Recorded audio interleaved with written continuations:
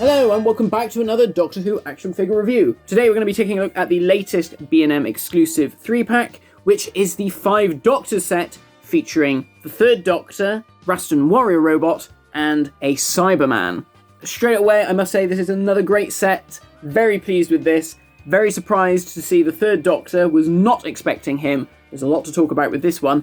But before we begin, let's, as ever, start by taking a look at the packaging. So the figures come packaged in the usual style window box featuring the current style guide with the new Doctor Who logo, our gold limited edition sticker, and the name of the story and the year that it was from. And then on the back of the box, we get a look at the 3 figures in the set, our Cyberman, 3rd Doctor, and Rason Robot. And then much like with the other 3 packs this year, we get a diorama backdrop. It's the exterior to the cave where the Raston Warrior Robot kills all the Cybermen, and where the Doctor and Sarah Jane hide. And then much like with some of the other backdrops, there's a little Easter egg. As you can see, we've got a Cyberman hiding to the right-hand side there. So out of the box, the figures look great. We have a Cyberman, which is pretty much the same as the Attack of the Cybermen version that came out from B&M quite a few years back now, but this time with the silver version of the gun from the 5 Doctors. More on him later.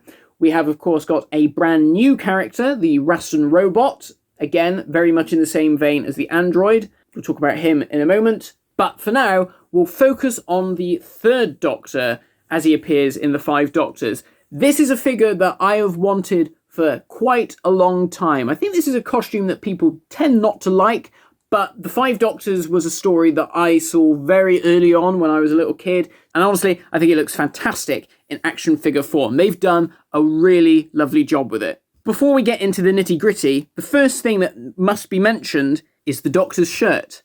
As you can see, the 3rd Doctor is wearing his open shirt. This is the sculpt that was used on the 4th Doctor in the 3rd Doctor's outfit, the Regeneration 4th Doctor. The way that this was constructed many years ago meant that the 3rd Doctor's head could not fit on that body. Now it seems the tool has been updated so that this new shirt piece can work with the 3rd Doctor. Now that might not seem like much, but it means a lot because it now means we can get the other variations of the 3rd Doctor we have been missing for all these years. We can get the season 8 3rd Doctor in his red jacket with the purple lined cloak, the blue version. We can get that Time Monster version again, but with the shirt sorted this time.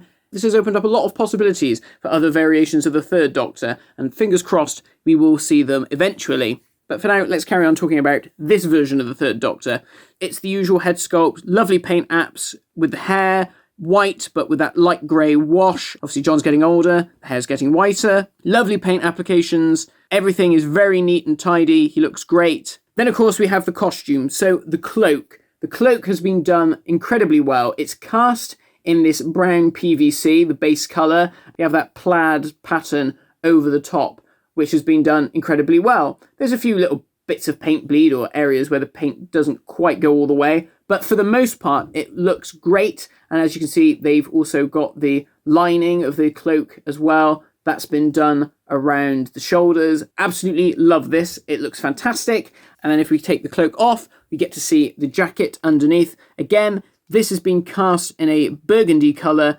Really nice colour. I love it. And then, of course, you've got the red piping around the jacket. Really nicely done. Absolutely love the colour combinations.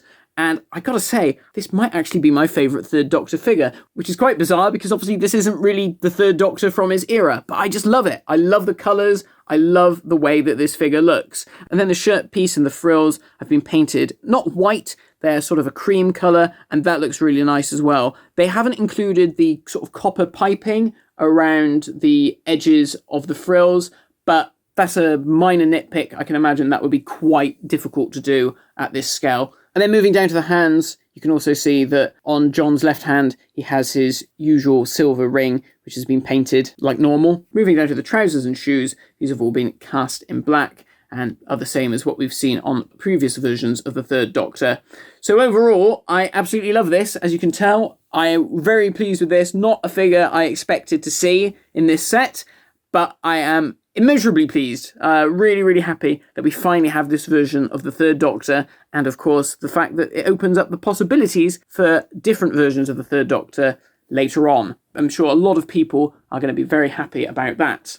Next, we have our other new figure, which is the Raston Robot. This guy, much like with the androids that came out with the Earthshock set, uses the same body as the Axon Man because it's a guy in a leotard. Again, much like with the androids, there is some new tooling going on here. Could be mistaken for thinking that the head sculpt is just the same as the androids repainted in silver. And initially, that's what I thought, but on closer inspection, it is a brand new sculpt. The way that the neck joins to the torso is different. On the android, it's just straight cut, whereas on the Raston Robot, it's kind of more like a hood, and it sort of goes over the seam of the join, which works really well. And then if you look at the faceplate featured on the Raston Robot, it's a different shape to the one used by the androids. And then we have this backplate piece as well, which is actually separated down the middle. And what I love about this figure is they've done 2 tones of silver. So the sort of fabric part of the costume is a dull silver,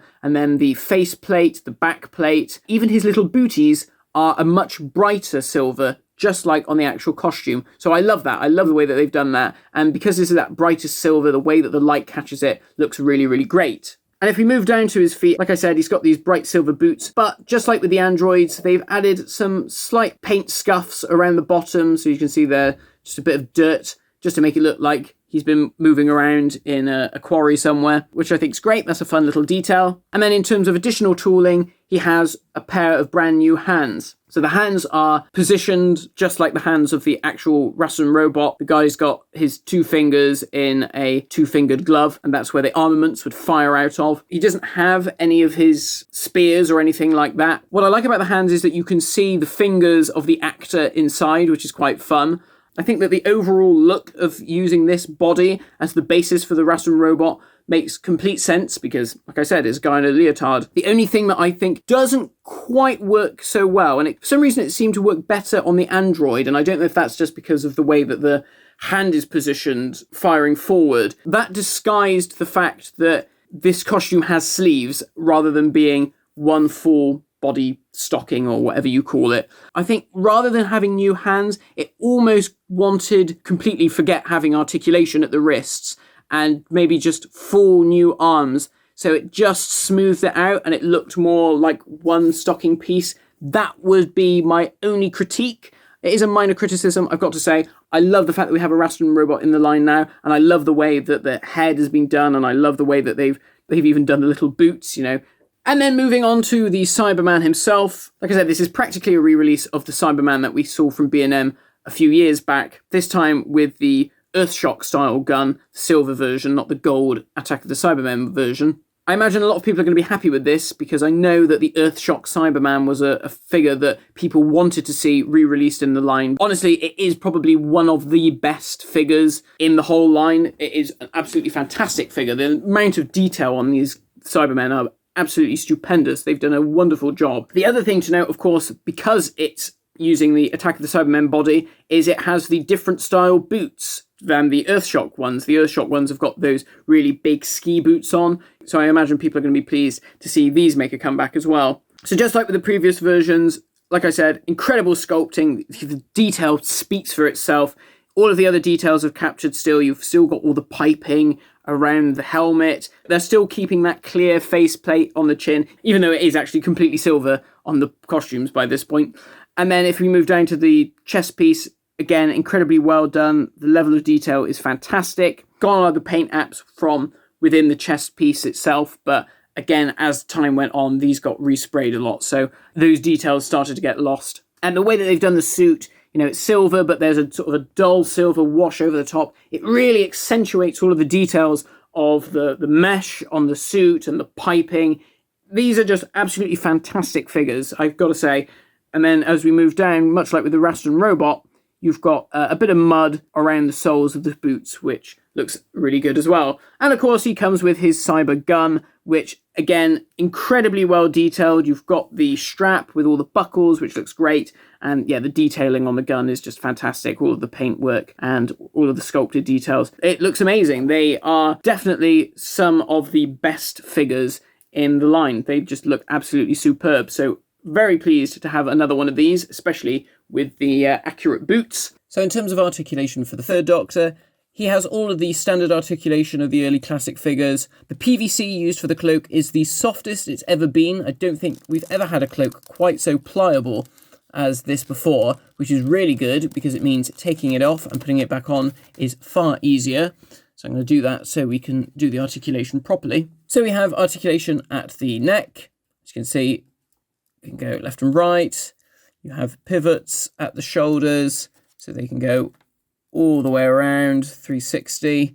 You've got articulation at the biceps, pivots at the elbows, articulation at the wrists, articulation at the waist. You have a T-crotch joint, so that means the legs can pivot forwards and, of course, out to the sides. And then articulation at the thigh and, of course, pivots at the knee. The Raston Warrior Robot has articulation at the head, at the shoulders. These are the half ball joint shoulders, so they can swivel out to the side as well as pivoting all the way around. Then at the biceps, pivots at the elbows, and of course articulation at the wrists as well, so they can go 360 degrees all the way around. Same for the waist. And then a T-crotch joint for the hips, so they can go forward and out to the sides. And then articulation at the thigh as well to swivel around, and also pivots at the knees. And then onto the Cyberman. He doesn't really have articulation at the head due to the nature of how the helmet works, much like in the program, but he does have articulation at the shoulders, which pivot back and forth. Again, because of the chest unit, the shoulder section, the arms can't go all the way to the top, but you can get quite a bit of movement out of them. You have swivel joints at the biceps, at the elbow, and at the wrists, allowing you 360 degree movements in the hand. And then you've got articulation at the waist, at the hips going forward and out to the side. And then you have articulation at the knees, allowing them to pivot back and forth, and also articulation at the boots, allowing them to swivel 360 degrees all the way around. Again, this is another great set. I imagine people are going to really be happy with this one. Lots of people wanted that Cyberman back. Lots of people wanted that third Doctor. And of course, lots of people wanted a Raston Robot. So overall, I am very pleased with this. Very happy with the new third Doctor. Very happy with our new Cyberman and Raston Robot. Again, thank you for watching. I hope you enjoyed this review. And stay tuned next time when I take a look at the history of the Dalek sets. So thank you for watching. Hope you managed to track down these figures, and I'll see you next time. Bye-bye.